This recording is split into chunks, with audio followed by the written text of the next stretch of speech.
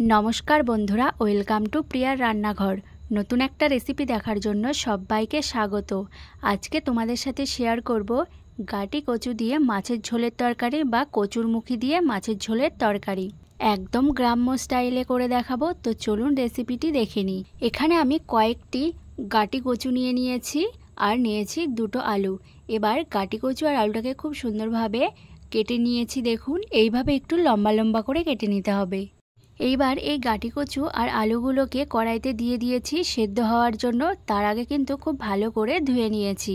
এই গাটি কচু বা কচুর মুখিগুলোতে কিন্তু হালকা দেখবেন একটু লোটলোট ভাব থাকে।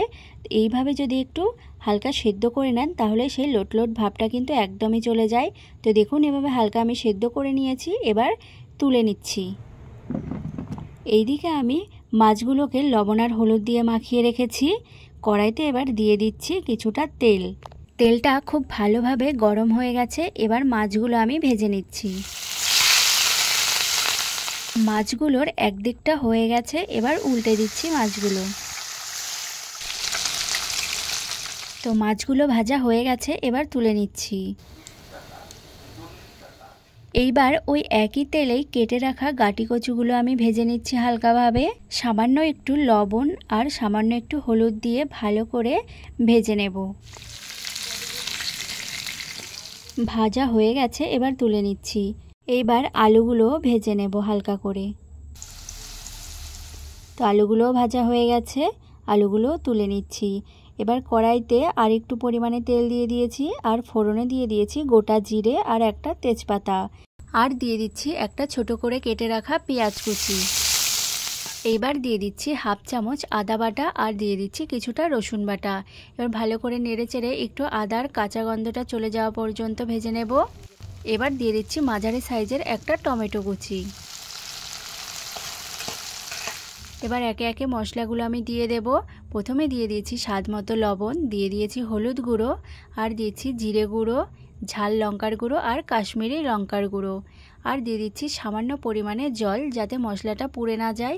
এবার ভালো করে নেড়েচেড়ে একটু মশলাটা কষিয়ে নেব। তো দেখুন মশলাটা খুব সুন্দরভাবে কষানো হয়ে গেছে, মশলা থেকে কিন্তু তেল ছেড়ে দিয়েছে। এবার আগে থেকে ভেজে রাখা গাটি কচু আর আলুটা দিয়ে দিয়েছি, দিয়ে আবারও ভালো করে একটু কষিয়ে নিচ্ছি। এবার 1 থেকে 1.5 মিনিট আমি এটা ঢাকা দিয়ে রেখে দেব। তো দেখুন 1 থেকে 1.5 মিনিট পর ঢাকনাটা তুলে নিয়েছি, আবারও একটু ভালো করে নেড়ে চেড়ে নিচ্ছি। এবার কিন্তু তরকারিটা পুরোপুরি কষানো হয়ে গেছে। এবার তরকারিতে পরিমাণ মতো জলটা দিয়ে দিচ্ছি।